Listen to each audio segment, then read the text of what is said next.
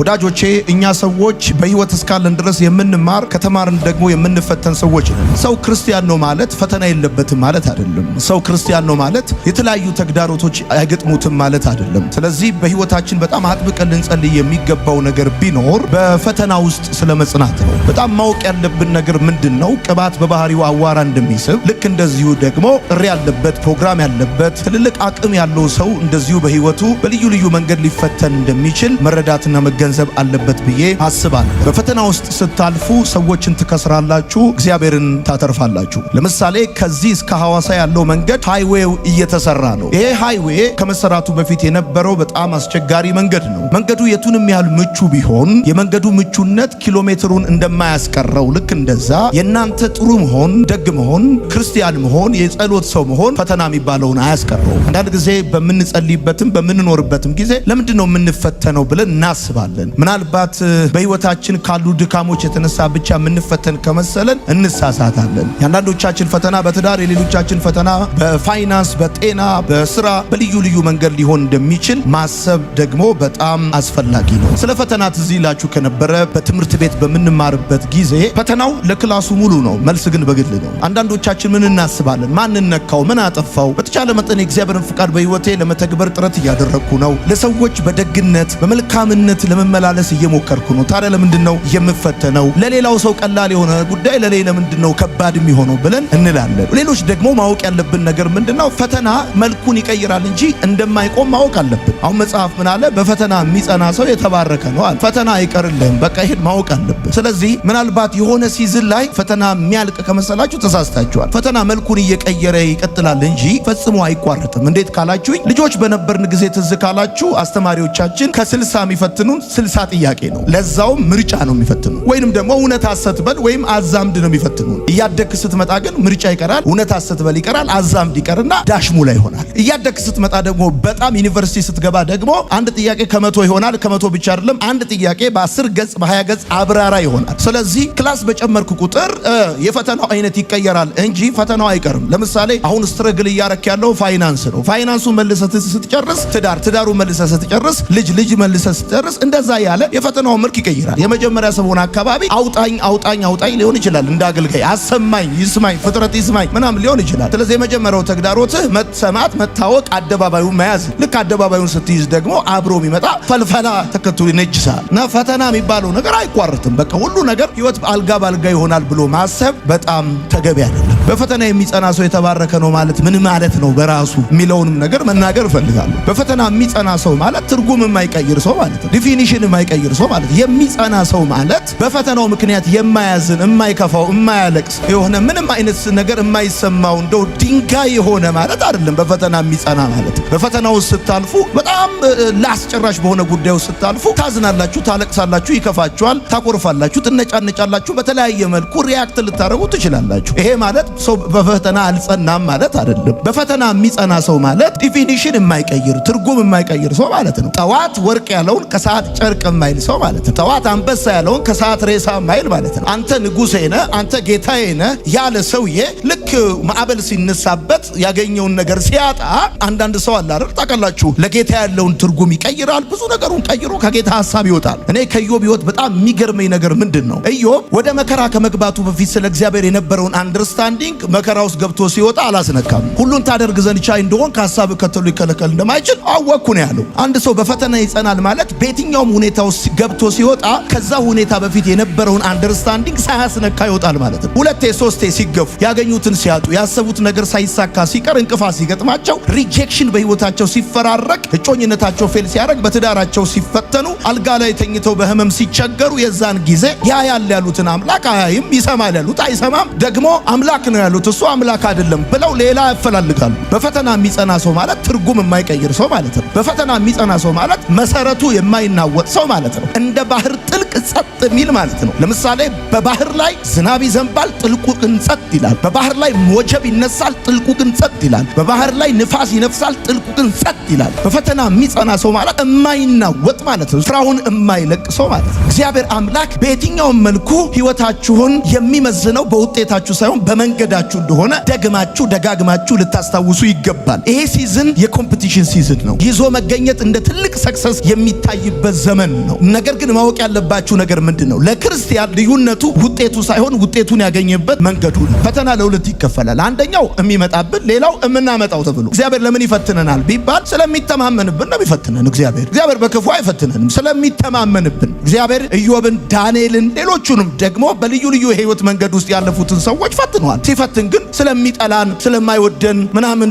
ሊጥለን ፈልጎ አይደለም፣ ስለሚተማመንብን ፈልጎ ይፈትነናል። ስለሚተማመንብን እሱ ብቻ አይደለም፣ ጣዖታችንን ሊሰብር ፈልጎ ይፈትነናል። አንዳንድ ጊዜ አይናችንን የጣልንባቸው በቃ ልክ መኖሪያችን አድገን መከታችን፣ አለኝታችን፣ ድጋፋችን ያደረግናቸው ነገሮች እነዛ እንደማያዋጡ እንዲገባን ሲፈልግ እግዚአብሔር አምላክ ጣዖቶቻችንን ከእጃችንና ከአይናችን ላይ ሊያነሳ ሲፈልግ ይፈትነናል። እግዚአብሔር ስለሚተማመንብን ሲፈትነን፣ ሰዎች ደግሞ ስለሚጠረጥሩን ይፈትኑናል። ሰይጣን ለምን ይፈትነናል? ሊጥለን ነው ይፈትነን። ይሄን ማወቅ በጣም መልካም ነው ወዳጆቼ። ስለ ፈተናው ያለን አንደርስታንዲንግ በፈተናው ስላለን ነጥብ በጣም ወሳኝነት አለ። እምፈራው ሰው እኔ አልቃይዳ አይደለም፣ ሽፍታ አይደለም። ተፈትኖ ያላለፈ ሰው ወይም በፈተና ውስጥ ያላለፈ ሰው እንደምፈራ ምንም አልፈራም። ምክንያቱም የተፈተነ ሰው አይፈርድባችሁ፣ ይራራላችኋል፣ ይረዳችኋል፣ አይፈርድባችሁ። ያልተፈተነን ሰው ማናገር እግራችሁን ሲበላችሁ ጸጉራችሁን ነው የሚያክላችሁ። እናንተ የቸገራችሁ ሌላ ነው፣ እሱ የሚያክላችሁ ሌላ ነው። እናንተ የምታወሩት ሌላ ነው፣ እሱ የሚነግራችሁ ሌላ ነው። የሚሰብካችሁ ራሱ ሌላ ነው። እናንተ ምጥ ይዟችኋል። በቃ ወይ ፍረድ ወይ ውረድ ምናምን እያላችሁ ግብግብ ገጥማችኋል። እሱ ደግሞ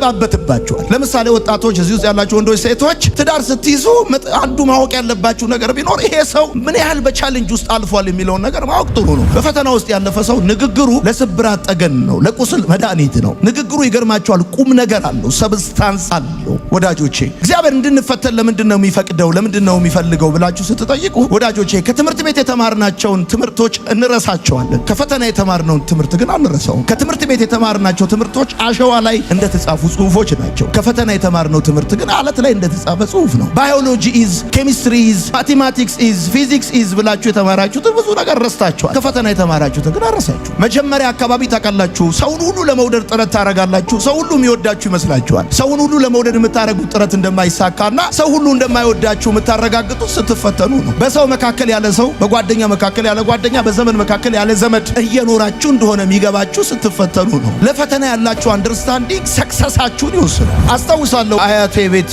በኖርኩባቸው ጊዜያቶች አያቴ የምትገዛው 100 ኪሎ ጤፍ ነው። በጋሪ ላይ ተጭኖ ነው ጤፉ የሚመጣው፣ ስንዴው ተጭኖ ይመጣል እና በቃ እየተንገዳገደ ነው ራሱ ባለጋሪ ይዞት የሚመጣው። እንደዚህ እያለ ይዞት ይመጣል። አንዳንዴም ነሲብ ነው ከ100 ኪሎ ሁሉ ከፍ ይላል። ከዛ ከተወሰነ ቀን ወይም ሰዓት በኋላ ሰፌድ ላይ ወይም ፊት ላይ ታስቀምጠውና መታ ስታደርገው እነ 100 ኪሎ 90 ኪሎ ይሆናል። 100 ኪሎ የነበረው ጤፍ ነው ያ ስንዴ ልክ ቆሻሻው፣ ገለባው፣ አፈሩ ምናምን ሲወጣለት 95 ኪሎ ይሆናል፣ 90 ኪሎ ይሆናል። ልክ እንደዚህ ነው። አንዳንድ ሰው ቁንን ይላል በፈተና መታ ሲያደርገው 90 ኪሎ ይገባል። በቃ ለምሳሌ አንዳንድ ቦታ የያዙ ሰዎች ከህይወት እንዲወጡ ሲፈልግ ዝም ብሎ ስፔስ የያዙ ሰዎች አሉ። ኮንታክትን ብቻ የሞሉ ሰዎች አሉ። ቁጥር ብቻ ጫማን የሚጨርስ ልብስን የሚጨርስ አላስፈላጊ በሆነ ሁኔታ ብሎ ኪሎ ብቻ የሆነ ሰው አለ ከህይወት። ታውቃላችሁ እግዚአብሔር ሰጥቶ ብቻ አይደል ተቀብሎም ይባርካል። እግዚአብሔር ጨምሮ ብቻ አይደል ቀንሶም ይባርካል። በተባረከ መቀነስ የሚባርካችሁ ሰዎች አሉ። ለምሳሌ ለሚቀጥለው የህይወት ምዕራፍ የማያስፈልጉ ሰዎችን ከህይወት መቀነስ ሲፈልግ አንተን ነው በፈተና መታ ሲያደርግ በሰላሙ ጊዜ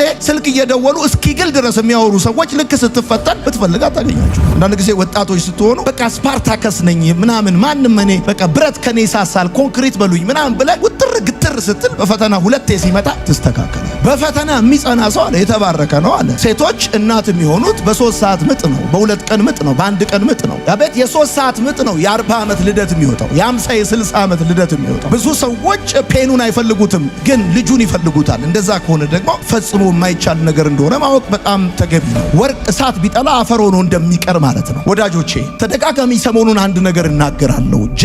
ጀነራል የሚሆነው አሰፍቶ ለብሶ ገዝቶ ለብሶ ሳይሆን በጠባሳ ለብሶ ነው። ዳስዋይ በሺህ ወታደሮች መካከል የአፉ ቃል ሕግ ሆኖ ቀና ብሎ የሚለው ወታደሩ ሁሉ በክብር ሰላምታ እንደዚህ ሰላም የሚለው አሰፍቶ ለብሶ አይደለም። መርካቶ ሄዶ ገዝቶ ለብሶ አይደለም። በጠባሳ ለብሶ ነው። በሞት ሽታ መካከል ለብሶ ነው። እግዚአብሔር አምላክ እነሱ ደስ ሲላቸው፣ እነሱ ሲደብራቸው አንተ ራትን ሳትበላ እንዳታድር በራስህ የህይወት ሰልፍ ውስጥ ያሳልፋል። ወዳጆቼ እግዚአብሔር ዝም ይላል፣ ጸጥ ይላል ስትፈተን። ለምን እንደው ታውቃላችሁ? ከፈተና በፊት ተማሪው ቾክ ይይዛል፣ ዳስተር ይይዛል፣ ይጽፋል፣ ያጠፋል፣ ኢትስ ክሊር ይላል፣ ኢንትሮዳክሽን ይላል፣ ምናምን ብዙ ነገር ይላል፣ ጥያቄ ያለው ይላል ምናምን። ልክ ፈተና ሰዓት ላይ ግን ጸጥ ይላል። በፈተና ሰዓት ዝም ማለት ያስተማሪው ባህሪ ነው። ፈተና ካቅም በላይ ሲሆን ታውቃላችሁ፣ ማስለቀሱን አቁሞ ማሳቅ ነው የሚጀምረው። እስካሁን እየተፈተናችሁ ባላችሁት ፈተና እያለቀሳችሁ ያላችሁ ሰዎች ካላችሁ ይሄ የሚያሳየው እየተፈተናችሁ ያላችሁት ፈተና በአቅማችሁ ልክ ነው። አንድ ፈተና ካቅማችሁ በላይ እንደሆነ የሚታወቀው ማስለቀሱን አቁሞ ማሳቅ ሲጀምር ነው። አንድ ሰው በሚፈተነው ፈተና መሳቅ ጀምሯል ማለት ፈተናውን ተቀብሏል ማለት ነው። ብዙ ጊዜ ስንፈተን ምን በድዬ ነው ምን አጥፍቼ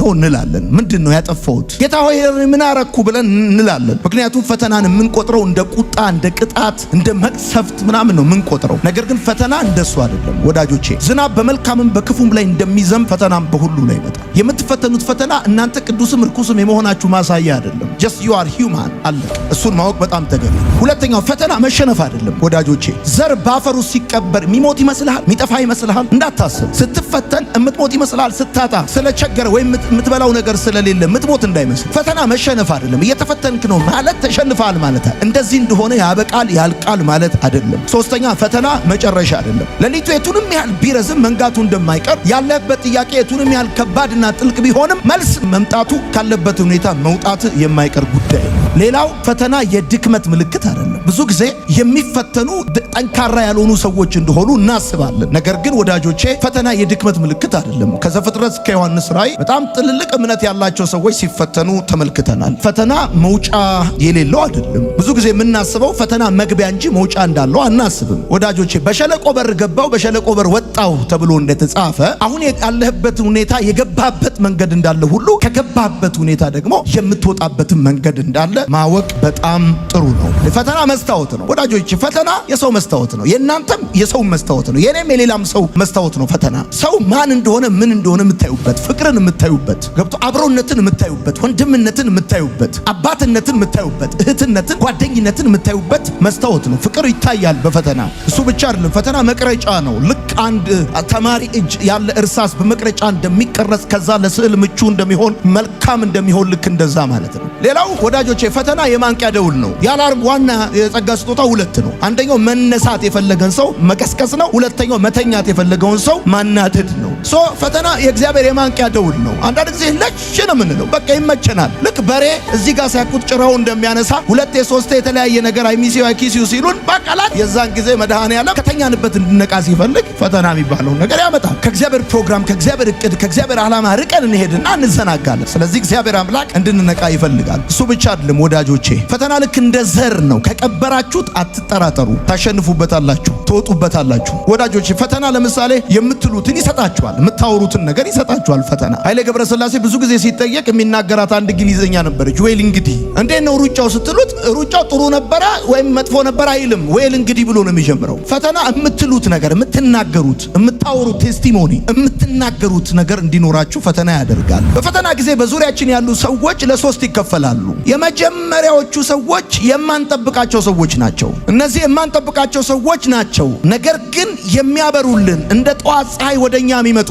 ቃላቸው መድኃኒት፣ ዝምታቸው ማጽናኛ፣ መገኘታቸው ብርታት የሆነ ሰዎች፣ ሳይነገራቸው የሚረዱ፣ ሳይፈርዱ የሚሰሙ፣ ሳይደክማቸው የሚቆሙ፣ ሳይጠየቁ የሚሰጡ ሰዎች አሉ። ልክ ፈተናው ስትገቡ እንደዚህ አይነት ሰዎች አሉ። የሚገርማችሁ የማንጠብቋቸው ሰዎች አሉ። እነዚህ የማንጠብቋቸው ሰዎች አጋጣሚ አይደሉም፣ ከእግዚአብሔር ናቸው። አይኖቼን ወደ ተራሮች አነሳው፣ ረዳቴ ከወዴት ይምጣ አለ። ረዳቴ አለ እግዚአብሔር ነው አይደለም ያለው። ረዳቴ ብር ያለው አይደለም፣ ዘመድ አይደለም፣ ስልጣን ያለው አይደለም። ረዳቴ አለ ከእግዚአብሔር ዘንድ ነው አለ። አንድ ሰው እኔን ለመርዳት ብር ያለው መሆን አይጠበቅበትም። ሰውየው ከእግዚአብሔር ዘንድ መሆን ያለበት። የማንጠብቃቸው ሰዎች አሉ፣ ከእግዚአብሔር ዘንድ የሆኑ ሰዎች አሉ። አንድ ሰው ከኢየሩሳሌም ወደ ኢያሪኮ ሲሄድ ወንበዴዎች እጁ ገባ፣ ደበደቡት፣ ጥለውት ሄዱ አለ መጽሐፍ። ካህኑ መጣ፣ ይሄ ኤክስፔክተር ነው። ሌዋዊ መጣ፣ ይሄም ኤክስፔክተር ነው። ግን ሌላ መጣ፣ ሳምራዊ መጣ። ይሄ የተኛው ሰውዬ ከተኛበት ተነስቶ ቢቆም ሳምራዊው ይረዳኛል ብሎ ኤክስፔክት አያደርግ። ነገር ግን መጣ፣ ከተኛበት አነሳው፣ ቁስሉ ላይ ዘይት አፈሰሰ፣ አህያው ላይ አስቀመጠው፣ ገዝታውስ ከፈለለት። ይሄ የማይጠበቅ ሰው ነው። እንደነዚህ አይነት ሰዎች ከእግዚአብሔር ዘንድ ከጥቅም ከውለታ ከጓደኝነት አይደለም፣ ከእግዚአብሔር ዘንድ ነው። እኔ ደግሞ ዛሬ ማታ ባርካቸዋለሁ በጌታ በኢየሱስ። አንኤክስፔክትድ የሆኑ ራይት ሰዎች ወደ ህይወታችሁ ይመጣል። አንደኛው ዛሬ በዚህ ጉባኤ ልባርካችሁ የፈለግኩት ያልተጠበቀ አስባችሁ ገምታችሁ ማታቋቸው፣ ይረዱኛል ብላችሁ ማጠረጥሯቸው፣ ከእግዚአብሔር ዘንድ የሆኑ ከውለታ የማይነሱ፣ ከጥቅም የማይነሱ፣ ከጓደኝነት የማይነሱ፣ ከዘራችሁ የማይነሱ፣ ከገንዘባችሁ የማይነሱ፣ ከእግዚአብሔር ዘንድ የሆኑ ራይት ሰዎች በዚህ ዓመት ወደ ህይወታችሁ ይመጣሉ። ብዙ ጊዜ አቴንሽን ያልሰጣችኋቸው፣ በእናንተ ሰላምታ የማይጀምሩ አይገርማችሁም? ከዚህ በፊት ልጅ ስድሩ ያልጠራችኋቸው፣ ቤት ስታስመርቁ የሆነ ቦታ ያልሰጣችኋቸው፣ እግዚአብሔር ግን ለክፉ ቀን እንደተመሸገ ኃያል ሰራዊት እያስታጠቀ ያስቀመጣቸው ሰዎች አሉ።